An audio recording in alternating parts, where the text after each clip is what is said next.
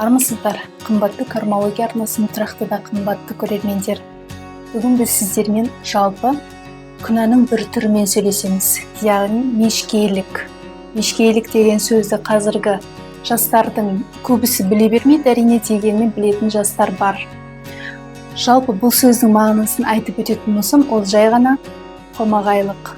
Өздеріңіз білесіздер, жеті ең ауыр күнәнің ішінде осы мешкейлік бар. Жалқаулықпен бірге.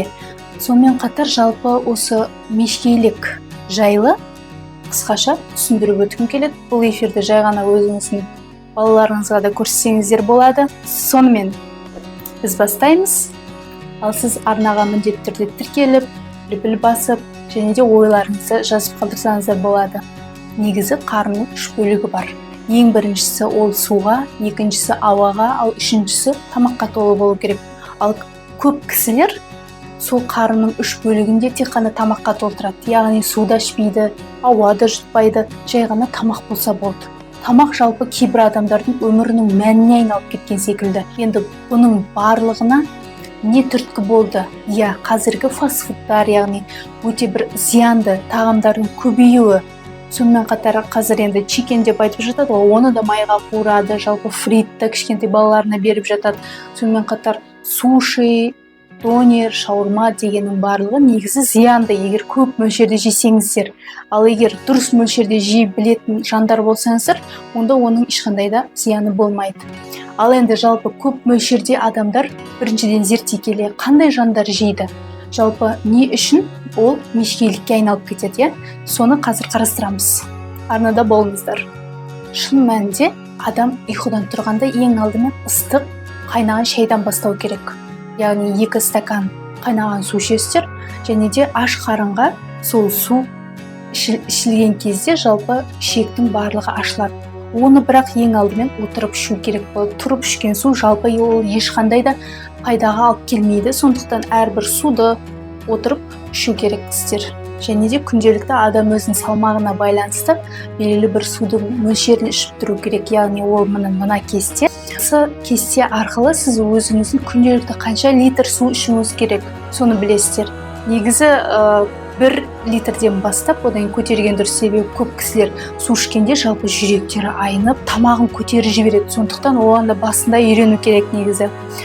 Егер де ол мөлшер көп деп отырсаңыздар, осы менің схемаммен жасаңыздар, яғни 1 литр сумен күнделікті ішесіздер, 1,5-2, одан кейін біртіндеп өзіңіздің мөлшеріңізге апарасыздар.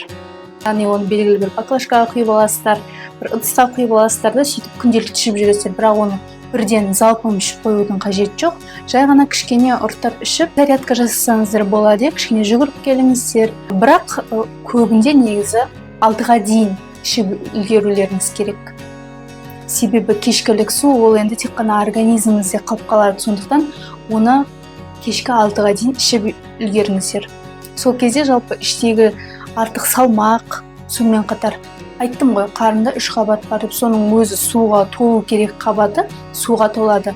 Ал егер кешке қарай ішсеңіз, ол жай ғана зәрмен шығып кетеді. Жалпы оның келтірер зияны өте көп.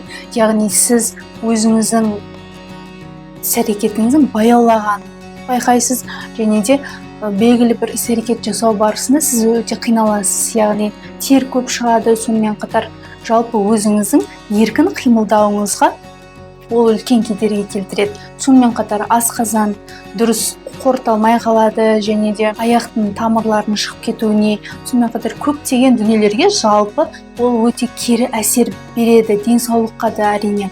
Ең бірінші денсаулықтың құртылуы арқылы шығып тұрғаннан кейін ол бірінші денсаулықты құртады. Сондықтан өздеріңіздің қомағайлықты баса білу керек. Ал оны басу үшін ең алдымен жай ғана оның күнә екенін біліп бастау керек, және де оның бөліктерін бағана айтқан, соны білу керек болды. Енді мен өз практикамда ешқашан көрмеппін қомағай кісінің жалпы ораза ұстаған. Ал шын мәнінде енді ондай кісілер ораза ұстап, бастап, талпынып жатқан болса, мен өте қуаныштымын. Бұл деген сіздер үшін үлкен бір ерлік деп айтсақ болады. Жалпы негізі енді қазір ораза емес қой, ораза болған күнде де сіз жай ғана бір күнді оразаға арнаңыз. Ең басында сіз азанда тұрғанда жай ғана осынша килограмм арықтағым келеді. соған орай мен осы ораза ұстаймын. Сөйтіп ораза ұстайсыз. Яғни бір күн әрбір бейсенбі сайын ұстасаңыз болады, болмаса әрбір сенбі сайын ұстасаңыз болады. Айтпақшы, сенбі сайын ораза ұстайтын кісілер ол сегіздіктер, иә. Мен сіздерге айтқан шығармын деп ойлаймын. Негізі сегіздіктер әрбір сенбі сайын ораза ұстау керек. Міне, қомағайлықты басатын жалпы осы ең бір таптырмас әдіс болып саналынады. Және де су көп ішсеңіздер, яғни тамақтың алдында, кешкі астың алдында, иә, сол кезде суды көбірек ішіңіздер, өте көп ішіңіздер. Сол кезде сіздің алдыңызға ас алып келгеніңізде ол ас сіздің асқазаныңызға сыймай қалады. Яғни сіз суға тойып қаласыз, ал тамақты өте аз мөлшерде жейсіз. Ол деген өте жақсы. Жалпы сіз өзіңіздің арық кезіңізде киген киімді қойып қойыңыз, ал ол сізге белгілі бір мотивация болады. Жалпы енді бұл эфир арықтауға да өте керемет пайдалы болмақ. Сондықтан көйлекті киіміңізді қойып қойсаңыз, сол міндетті түрде сіздің жалпы арықтауыңызға көмек беретін болады. Яғни сіз сол сүйікті көйлегіңізді кигіңіз келіп арықтауыңыз мүмкін.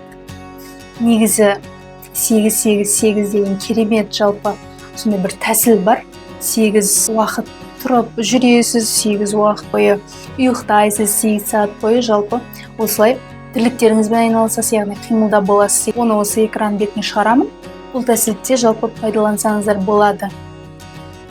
Негізі тәсілдер көп. Ең басы сіздің жүрегіңіздегі ниетіңіз таза болу керек, және де жалпы желание дегенің енді қазақшасын ниет деп түсінемін. Ниетіңіз болу керек ең бастысы. Сонымен қатар әрине тәуекел жасайсыз, және де әрине сізде арықтайсыз. Негізі шын мәнінде арықтауды белгілі бір трендке айналдырып жіберген үшін бір жағынан қуаныштым. Себебі мешкейлік шамалы азаяды, дұрыс па? Бірақ нағыз ораза уақыты кезінде, Рамазан айында, қасиетті Рамазан айында арықтаймын деп ұстаған болмайды. Сіз арықтаймын деп ұстаңыз, тек қана бағана мен айтқан тәсіл бойынша, яғни бір аптаның белгілі бір күнінде әр апта сайын ұстап тұрыңыз. Сол ғана дұрыс болмақ. Ал егер ораза күнінде оны тек қана Алланың разылығы үшін ұсталғандықтан, сіз жалпы арықтау үшін ұстасаңыз, ол да күнә болады. Сондықтан жалпы негізі осы бір ауыр күнәдан осылай жай ғана құтыла аласыздар.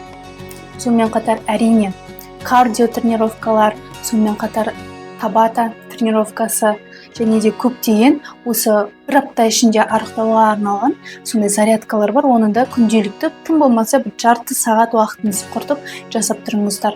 Сонымен қатар 6-тан кейін жалпы тамақ ішпеуге тырысыңыздар, және де өте тәтті дүниелерді шамалы азайтсаңыздар, оның да белгілі бір жақсы пайдасын көре бастайсыздар. Ендеше назарларыңызға рахмет.